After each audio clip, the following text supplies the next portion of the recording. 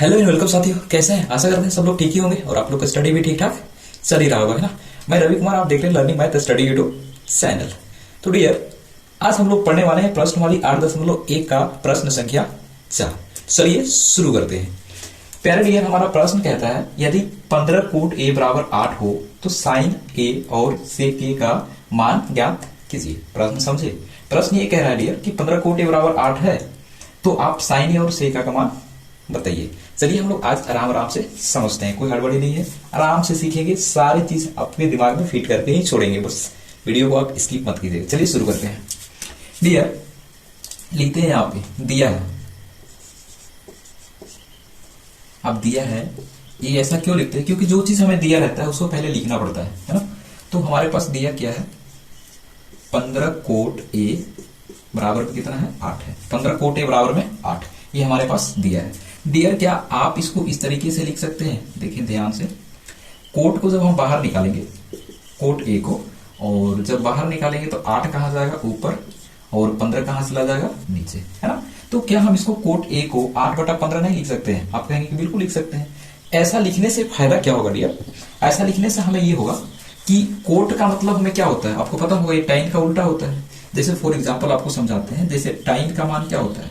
टाइन का आपको पता होगा परपेंडिकुलर बटे में बेस होता है, राइट। ये टाइन का है, तो टाइन का उल्टा क्या होता है? कोट, कोट होता है। तो इसको उल्टेंगे तो क्या होगा? बेस ऊपर जाता है और परपेंडिकुलर नीचे आ जाता है। उसी तरीके से हम इसको क्या लिख सकते हैं? परपेंडिकुलर हमारा नीचे चला गया और बी कहां चला गया? ऊपर, यानी कि बी का मतलब होता है आधार, आधार बटे में परपेंडिकुलर, यानी कि पी का मतलब होता है लंब, राइट। ये हमारा किसका फॉर्मूला बन जाता है? कोट का, है ना। तो ऐसा करने से हमारा ये फायदा हो गया। चलिए अब हम इसको सॉल्व करते हैं आगे। तो डियर, क्या हम ये इसको ऐसा लिख सकते हैं? P बराबर हमारे पास साफ साफ दिख रहा है कितना है? 15, क्योंकि आप देखेंगे इसके बराबर ये है, इसके बराबर ये है, और B का मान हमारे पास कितना है? 8 है।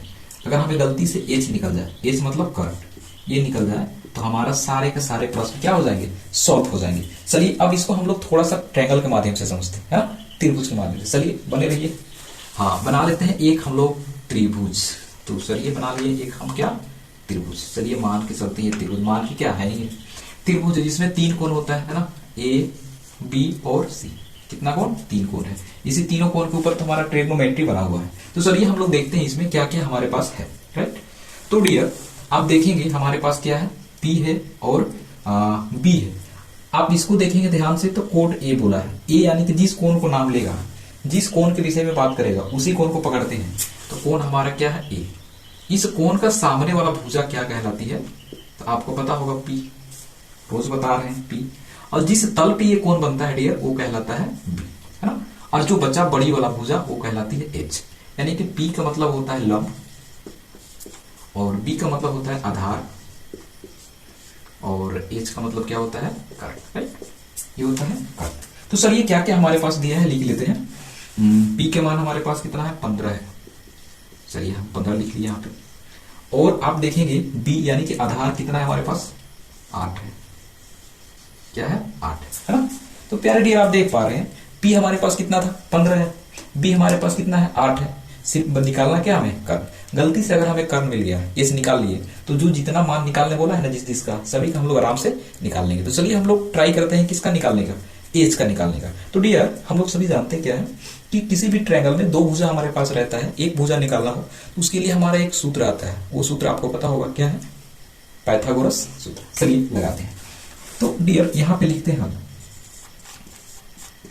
हल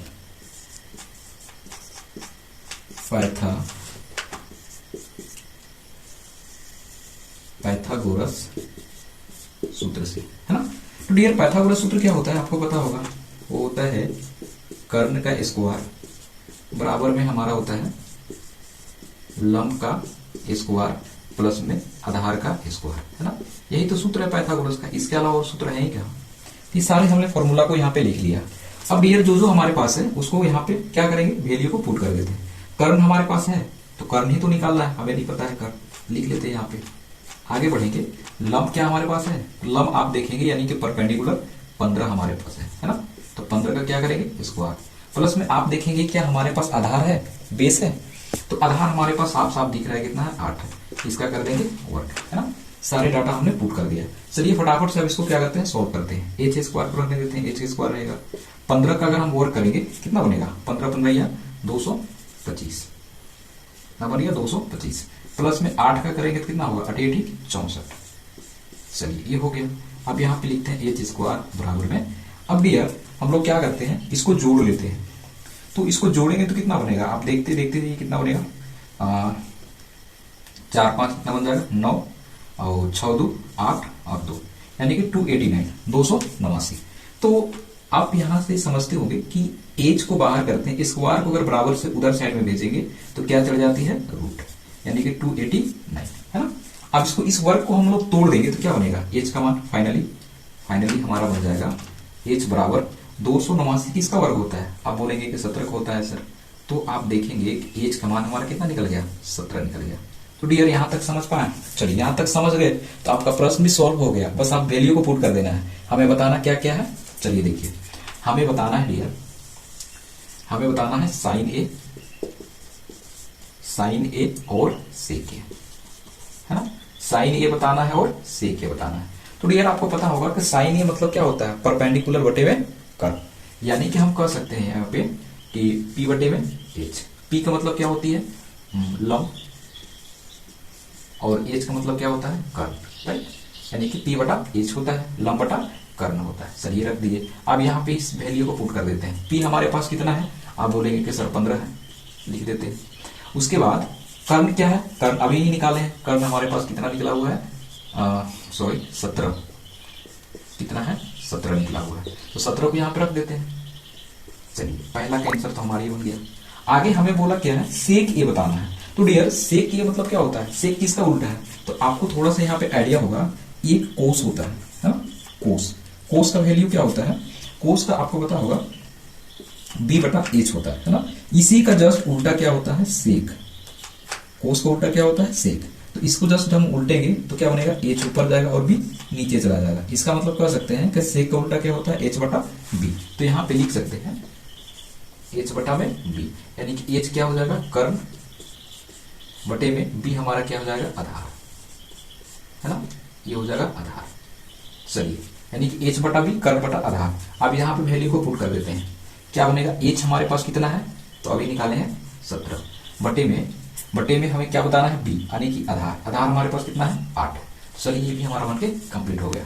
तो डियर मैं आशा करता हूँ कि आप लोगों को ये प्रश्न जो है अच्छे से समझ में आया होगा, और समझ में आया होगा तो लाइक करना बिल्कुल ना भूलेंगे, और सब्सक्राइब करेंगे, और कमेंट करके जरूर बताएंगे कि आपको ये क्लास कैसा लगा, ये कंटेंट कैसा लगा। तो चलिए आज के लिए हम लोग यहीं पे इंड अप करते हैं, और मिलते हैं कल अगले नए कंटेंट के साथ में, नए क्वेश्चन के लेकर के, है ना। थोड़ा सा प्रॉब्लम है गले को लेकर के, चलिए कोई बात नहीं है। चलिए यहाँ तक देखने के लिए थैंक यू फॉर वॉचिंग।